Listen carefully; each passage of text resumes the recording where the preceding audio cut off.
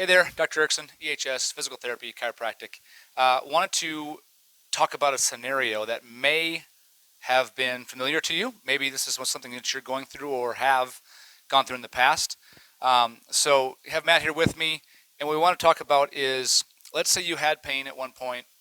We'll call it back pain, maybe with some leg pain, and you did everything correct, right? So it was a couple years ago, maybe it's 6 months ago, but it's in the past. At least it's been a good 6 months to a year of pain-free, been feeling good. I healed it with a combination of, let's say, diet, exercise, treatment, stretches, like, conservatively. So it wasn't necessarily Homework. yeah, not necessarily a surgical repair, but a natural repair. And now I have done something. I've bent forward to pick something up. I'm in the yard. Shoes. Yeah, could be anything. Yeah.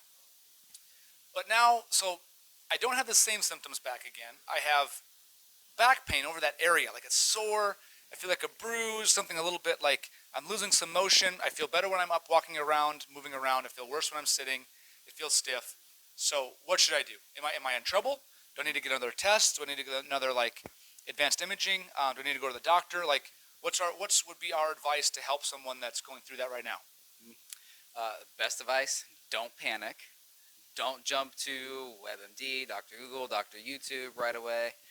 So if you've had this pain before and you found relief in the past, great. 99.9% chance you're going to get that relief again, possibly even from what you did before, if you can remember that.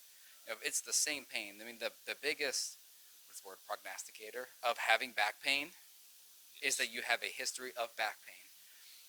Which means if you've had it in the past at any point, 6 months, 2 years, 10 years, the biggest that's the biggest predictor of future pain is you had it once before. So. Yep. And the fact that if you just do one little movement and then pain is there, like you didn't sustain some traumatic injury. Yeah. Something just shifted, moved a little bit the wrong way, and now it's causing pain. Well, and the other good sign, like you said, to not panic is because we can sense these things when someone says, well, it's local, right? It's only right there. It doesn't go down. I haven't lost a significant amount of motion.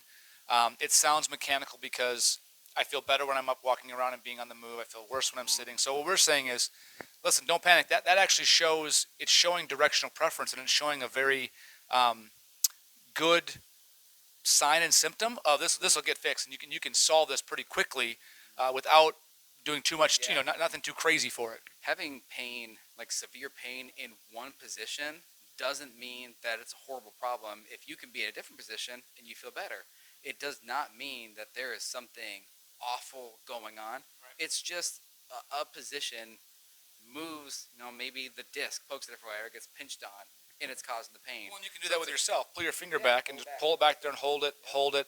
After 30, 40 seconds, like that really starts to hurt. There's that tension. I'm disrupting the capsule of that joint, but then when I let it go, okay, that's better. It goes fine. away. Yeah.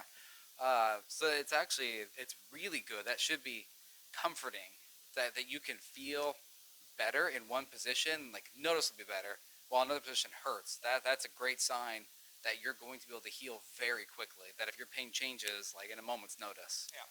So, and especially with that, like I said, the information about what feels better and what feels worse tells us a lot about it. So, what would someone that's watching right now do if they felt that way? What would you suggest? Give them 2 or 3 things to go, if they're experiencing that specific situation. So if you already know a certain position that's, hypothetically say, sitting, makes you feel worse, that is putting your spine into a flexed posture. So typically the opposite direction will make you feel better, so I need to find a way to extend you. And that's kind of like standing and walking. I feel better when I'm on the move. Because every time you take a step, it puts more extension through the spine. Okay, so the best one to start with is actually lying down on your stomach, because then gravity is not smashing down through your spine and adding more pressure through there. We'll go to the table. Let's show them. Yep. Let me just flip this around, and we can just show you how to do that.